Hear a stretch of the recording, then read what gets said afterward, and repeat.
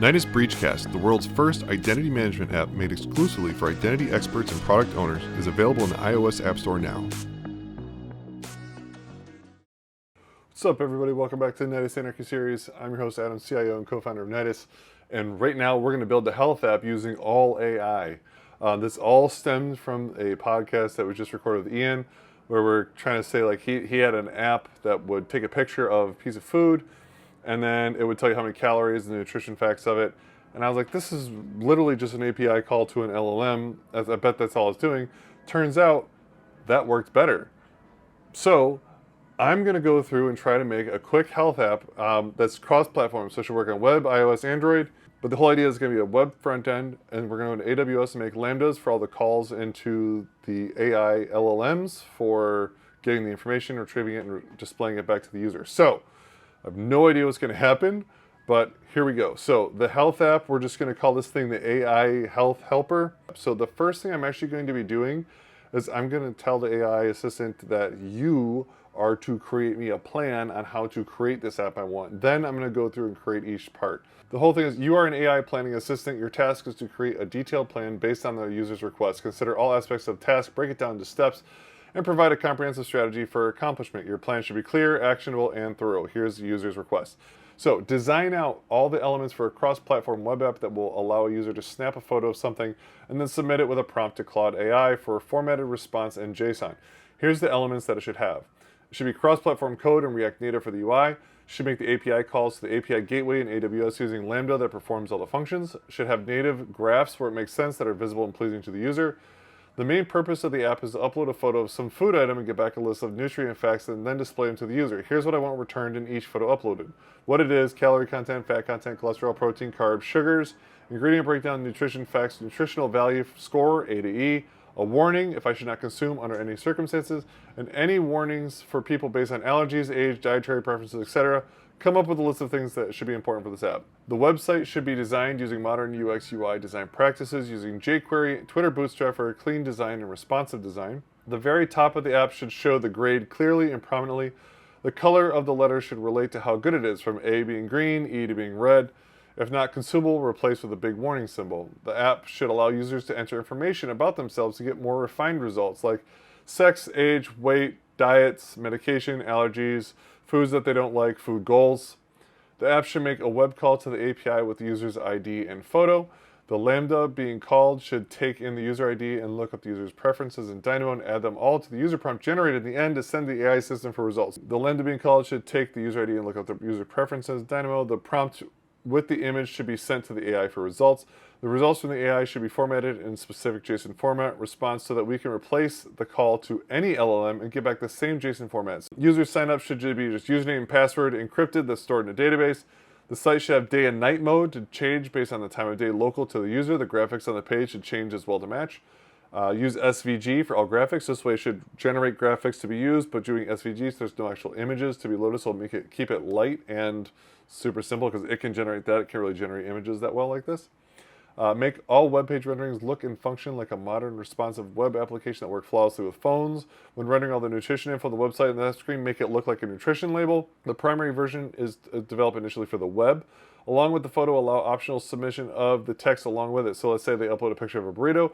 They can add the text Chipotle chicken burrito with guac for more specific result. Because if you just took a picture of a burrito, there's no way it's going to know what's in there. So I figure if you can optionally give it additional text to help it understand what it is, you'll get better results that way. So when the response comes back as JSON, it's going to be short, like just bullets almost, right? So we want to make sure that when we write it to the screen, display it to the user, it's more in a user-friendly manner, and we want to keep it third grade level. That's the lowest reading level required for pretty much everything in the US for larger companies, because that's unfortunately the lowest reading level here in the US. Whenever I ask you to make code, should multiple files or folders need to be made? Also create a shell script so I can just run this shell script. I'm lazy and I also tell it I'm on a Mac. Name the app as AI Health Helper. So let's go. So I'm using ChatGPT o1 Preview. Like I said, I wanted to actually really think about what it's going to give me. And we're off to the races. JSON response form. Wow, it's got everything. What? This is crazy thorough. All right, so I'm telling it to start up, let's make the front end, so we make like the website part of it. And I wanted to make a shell script to generate all the files and folders that it's going to do because I don't want to make all that stuff manually. Okay, installed. App is done. Thanks. Let's just delete this because that's garbage. All right, so now go into the AI helper, npm start. Let's see what it makes. It did something. Okay, now I need a picture. You know what? Let me send myself a picture of a cheeseburger that I got on my phone. So I'm going to have a different LLM, the 4o, which has vision capabilities, to describe the image. Then I'm going to take this, copy the whole thing, put it back into the O1 chat, and tell it to fix the UI based on this. Let's get rid of that. What? That's so much better. So I'm going to take this prompt again because I'm going to say, hey, make it better again. Way better. I like it. Now this is day mode, night mode. Oh, it looks good. It's not horrible. This should be black, and that's blue. Okay, so now, does it work? Hey! This is crazy. All right, so let's go ahead and make the endpoints. So these are all the endpoints we need to make. It's already found them for me. I'm going to do this manually just because it's going to be faster, honestly.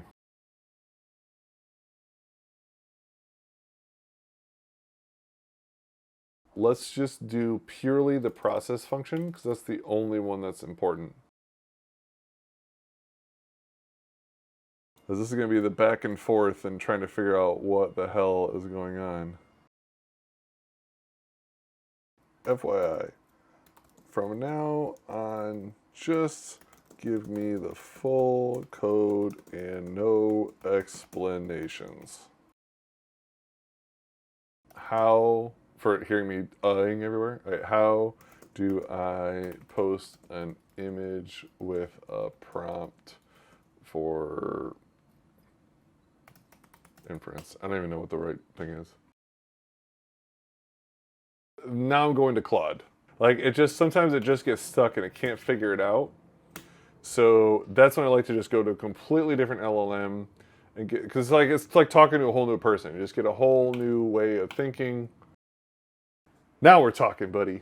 Okay, way faster code too. This is why I like Claude, man. I love Claude. Just fix it. Why is this? See, this is what I do, right? So like if one kind of gets kind of stuck in a loop, flip it to another one, you get that kind of outside perspective and you kind of get over those hurdles. Who'd have thought calling the AI would be the hardest part of this entire project? So here's the deal. Anthropic doesn't work with Lambda. Not any way, shape, or form, or easy anyway. So like maybe as a layer it might work, but I was not going down that route. It's crazy. So that's like the biggest problem I was having was everything was basically coming back to this thing isn't going to work. So I just said, screw it. I scrapped the entire idea of using Claude, and now I'm just using OpenAI. Basically, the only thing I have to add, so this is my build script, right? So the only thing I need to import is requests.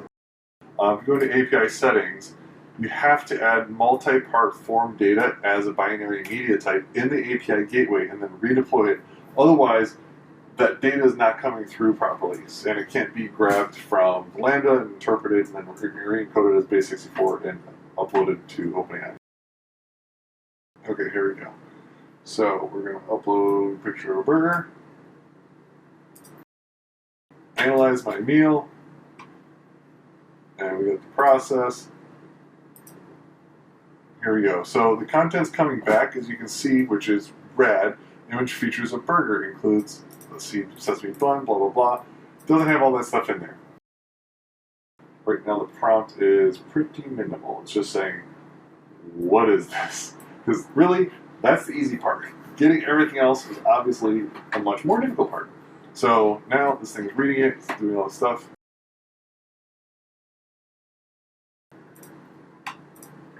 Burger.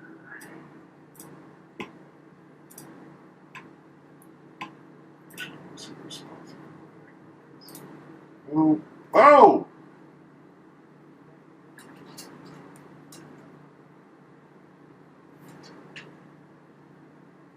Yes! It did it! Yes! It's working! It just looks like crap, but that's easily fixable. Holy crap. Crappy crap, crap, crap. I need to go back because I need to see. Oh, you know what? Does it have. Okay, so now we got to go back to photo uploads. Oh, how are we going to catch it up to where we are now? Yeah, it's going in a loop right now like crazy because it's not matching. Oh.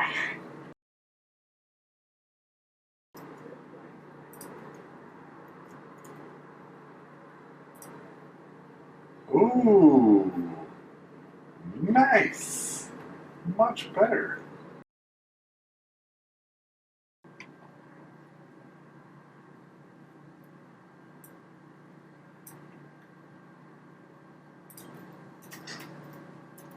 Let's try this. Veggie burger. Veggie nutrition. Oh, look at that. Nice.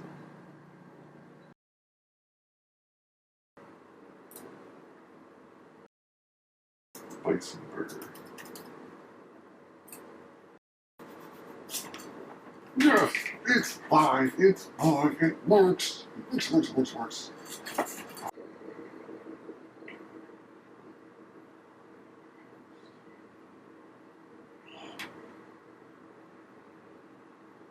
Oh, I can do it. Perfect.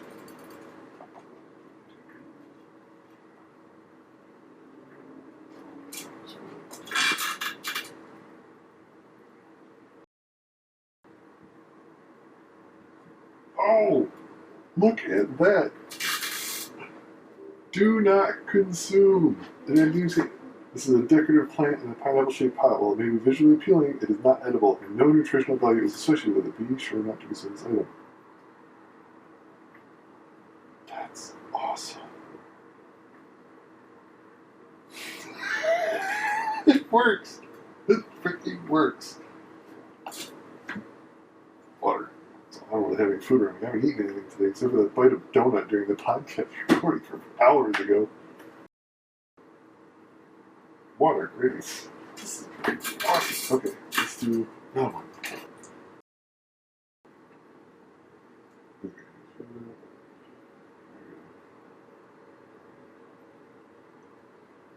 You know what? I'll do this. Okay, one change. Honestly, because it's now all on Amplify, all I gotta do is just push the change and it instantly shows up on the website. So, navigation, this whole thing is messing stuff up. So, and I'm not even using it, it's making it all look weird, it's showing stuff off the site. When we go here, as soon as this thing detects the change in the repo, it automatically deploys as you see it doing. So now, I can just make changes and they instantly deploy to the website, which is freaking awesome. Custom domain. This thing is still going through activation. It's going to take a while. This was an idea that Ian was saying, there's this app, it's bogus, it doesn't work. And I'm like, well, I bet I know how it's working. And I just made it. And it's all in React Native.